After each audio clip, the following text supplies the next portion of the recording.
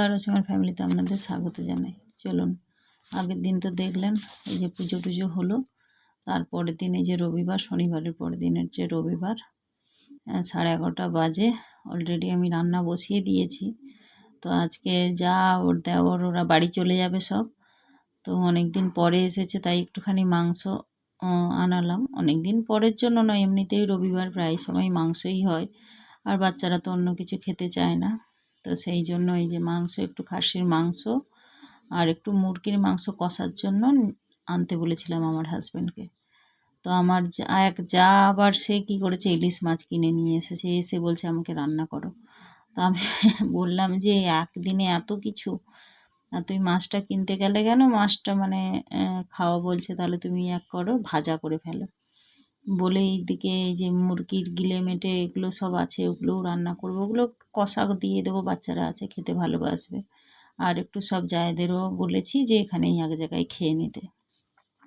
তো সেই জন্যই একটুখানি বেশি করেই রান্না হবে। আর ফ্রিজে এমনিতে কালকের চাটনি, দই, মিষ্টি সব আছে, আর কিছু করব না। আর বিশেষ করে জায়েরা চলে যাবে, তো ওরা খেয়ে দিয়েই বেরিয়ে যাবে, সেই জন্য আমি তাড়াহুড়ো করে রান্নাটাও বসিয়ে দিয়েছি।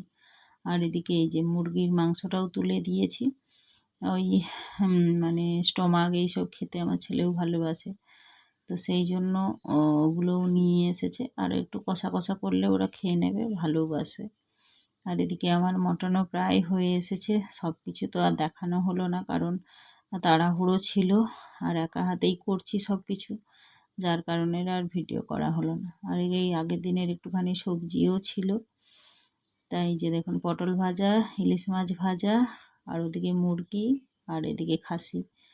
তো এগুলো হয়ে গেল। এই যে মাছের তেল একটুখানি বেশি হয়েছে, আর একটুখানি ওই রাতের সবজি ছিল সেটা বের করে নিয়েছি। আর এখানে এই যে ভাতও হয়েছে, আর এটা আগের দিনেরও একটুখানি ফ্রায়েড রাইস আছে, কেউ যদি খায় সেটা গরম করে দেবো। বাকি তো দুবেলা ফ্রায়েড রাইস খাওয়া হয়েছিল আগের দিন সকালে সন্ধে করে, মানে দুপুর আর সন্ধে করে, সেই জন্য বেশি বাঁচেনি। ওই অল্প বেঁচেছিল, সেটা রেখেছিলাম যাতে, কারণ আমার ছেলেমেয়েরা খেতে ভালোবাসে। তাই এখানে এই যে পেঁয়াজ কেটে নিয়েছি, আর এই যে লেবু কাটা হয়ে গেছে, খেতে দেবো। ওরা সব গেছিলো গঙ্গায় চান করতে, চলে এসেছে। আর এই যে আমার লাল লাল মটন একদম রেডি, সব কিছু রেডি, খেতে দিয়ে দেবো, কারণ ওরা বাড়ি চলে যাবে। তো সেই জন্য তাড়াতাড়ি খেয়ে নিলে একটুখানি রেস্টও নিতে পারবে। আর এই যে আমার জায়ের ছেলে, মেয়ে বসে পড়েছে। তারপর তো আর খাওয়া দাওয়া করে চলে গেল। তারপরে এটা 2 দিন পর আমি আবার পার্লারে এসে সব কিছু জিনিসপত্র গুছিয়ে নিলাম, ঠাকুরও তুলে দিয়েছি সিংহাসনে, আর সব কিছু জিনিসপত্রও প্রায় আমার গোছানো হয়ে গেছে, কারণ 15ই আগস্ট ওপেনিং করব। আর এটা তখন সম্ভবত 13 আগস্ট এরকম হবে। তো সব গোছানো হয়ে গেছে। এটা আমার সার্টিফিকেট বিউটিশিয়ানের, আর সেটাও লাগিয়ে দিয়েছি। আর প্রায় কিছু মানে গোছানো কমপ্লিট, শুধু গেটের স্টিকারটা এখনও লাগানো হয়নি, যার কারণে এখনও ওপেনিং বা সামনে একটা ভালো দিন আছে বলে ওই দিনই ওপেন করব বলে আর মানে ওপেনিং করা হয়নি।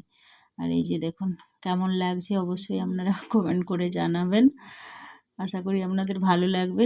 যদি ভালো লেগে থাকে অবশ্যই একটা লাইক, শেয়ার, কমেন্ট করবেন। যারা নতুন হবেন অবশ্যই সাবস্ক্রাইব করবেন। আমার পার্লারটা কেমন হলো অবশ্যই কমেন্ট করে জানাবেন। এখনও তো ওপেনিং বাকি আছে, তো সেগুলোও আপনাদের সঙ্গে শেয়ার করব। ওই গেটে এখনও স্টিকার বসানো হয়নি, তো সেই জন্য স্টিকার বসানোর পরেই তারপরে ওপেনিং হবে। তো একটা ছোট্ট মিনি ব্লগ এখানেই শেষ করছি। ভালো লাগলে অবশ্যই একটা লাইক করবেন।